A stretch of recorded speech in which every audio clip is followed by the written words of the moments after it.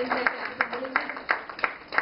the chief guest, Dr. H.P. Kumar, CMD, National Small Industries Corporation, to light the lamp to begin the program formally.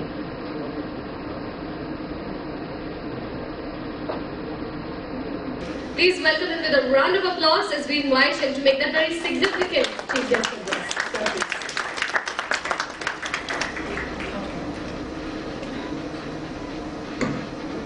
Thank you very much, Mr. Dogra, Mr. Goyal, distinguished guests, friends, good evening. In fact, Mr. Dogra made such a wonderful and exhaustive presentation that there is not much that I can say about the MSME sector or its growth. The challenges and the opportunities have been explained by Mr. Goyal himself. I can only say that MSME sector as of today in the country is the best opportunity we ever had. In fact, if I had got an opportunity in my young age to start an enterprise and the environment was like this, the way we are looking at the opportunities and finding the stakeholders helping from all sides, I would have surely gone for starting a new enterprise. But I sometimes miss that now at this age, when I have almost spent my entire life in various other occupations, how can I really jump to this starting a new enterprise and taking the advantage of the opportunities which really have come up in this country? Well, this is not rhetoric, this is the fact. I have been living through the developments which are happening in the country with regard to promoting and assisting the MSME sector in the country. As of today, you find from all sides, all stakeholders, whether it is Ministry of Finance, or the Ministry of MSME, or the Ministry of Law, or the Ministry of Textiles, or the Ministry of Environment, or the Ministry of... Everyone is trying to see how some favorable policies, some assistance could be provided to the growth of the MSME. The skill development mission which the Honorable Prime Minister announced, the purpose is to train, to provide skills to 500 million people over the next almost 12-13 years to 2020. What is the objective? Objective is to create self-employment opportunities, to provide skills to the people, skills in terms of not only the technical skills but also the entrepreneurial skills, so that on one side the people who are going to become workers and work for the industries and the enterprises can be prepared fully for better productivity, for efficiency, and on the other side, the entrepreneurial culture which is bringing new entrepreneurship in the country, so that new enterprises can be created in the small and medium sector, micro, small and medium sector, would provide plenty of additional jobs so that both sides can imagine. Let us take banking sector. India is the only country, let me tell you, where there is a priority sector where you allocate a certain percentage of your lendable resources. Mr. Goyal and Mr. Dogra both have been associated with banks. They will agree with me. This is the only country which I have seen. I have travelled almost across the world.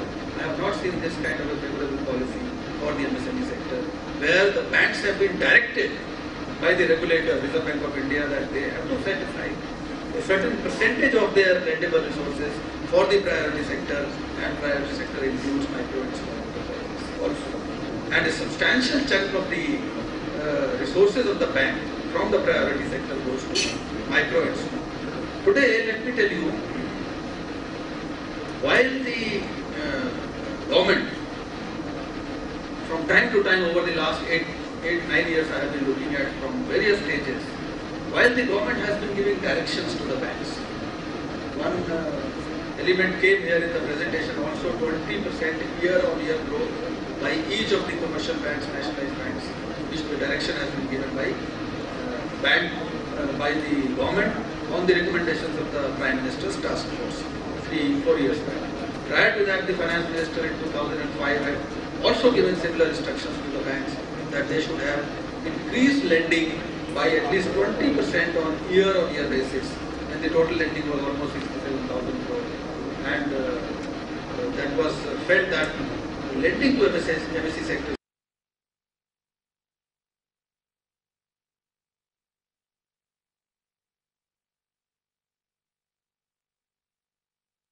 that is the advantage of the rating which we have started. It was started by NSIC in 2005. The Honorable Finance Minister, the current Finance Minister was the Finance Minister at that time also.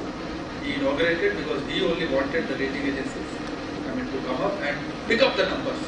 We started with only few hundreds in 2005. Last year we rated almost 20,000 companies. 20,000 companies. And we feel out of 25 lakh companies which are registered under the MSME sector, 26 million when we say 2 crore 60 lakhs, they are all sort of informal units, one-man enterprise, also small service vendors, all roadside vendors, and all those people are also included. But registered companies which are formally registered are 25 lakhs, 26 lakhs almost as per the latest. And how many companies we have rated? 20,000. So see the gap. How many vendors we need for government procurement, defense procurement, railways procurement, public sector procurement, offset policy? How many vendors? We need at least 2 lakhs vendors. Where are the vendors? We have a program in NSIC. You know NSIC is a Government of India corporation. It's a public sector corporation of the Government of India, started in 1955. And basically it's fully owned by the Government of India. We have about 150 offices all over the country, headquarters in Okhla here. And we operate various programs which are demand driven. We don't give you any subsidy or a grant, or except of course credit rating scheme which we are implementing for the government, where the government pays 75% subsidy, is routed to us. And the entire operation is conducted through NSIC, because these rating agencies are empaneled by us and they work with us. Otherwise, we operate all commercially sustainable schemes, demand-driven schemes. If you want an order, we will get you an order from the public sector. If you want funding, we will get you funding from the banks. If you want raw material at cheaper prices, we will get you raw material from the source, from the import or from the bulk manufacturers here. And in every facility that we operate, you get value for money. You get some advantage, some price advantage, some concession, some cost reduction. That is the way we operate. So NSIC is operating all over the country through various programs and helping the small sector. So what I was explaining is that we will get you an order if you want an order with the help of our credentials. When you want to participate in a tender, if you are a member of NSIC, you get all the tender information every day in your system through electronic medium. And you want to participate in a tender, you can approach NSIC, NSIC will work for you and participate on your behalf. If the tender is big and you are a small capacity, we can associate 2 more. Maybe we can form a small consortium of 3 people, 4 people, 5 people, those who have, similar products and they can meet the requirement. And file a tender. Naturally, when we file a tender, we have an advantage. We cannot guarantee that the tender will be available to us, because price plays a very important role. If we are at the lowest, then only we get the tender. If you are not competitive and there is somebody else competitive has a lower price, naturally he will get the tender. But micro and small enterprises have been given an advantage that even if they have quoted 15% higher than the lower price quoted by somebody else, you will be given an opportunity, you will be asked that whether are you ready to bring down your price to the lower one, which is this. And if you are ready to compete, if you are ready to match your price at that price, at least 20% of the total order will be given to you.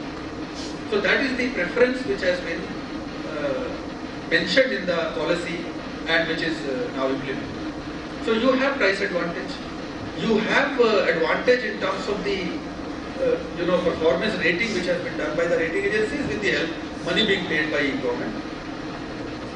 You have the hand-holding of NSIC, where you get a preference in terms of tender information and advantage, of course, because once we are together, we work with you naturally.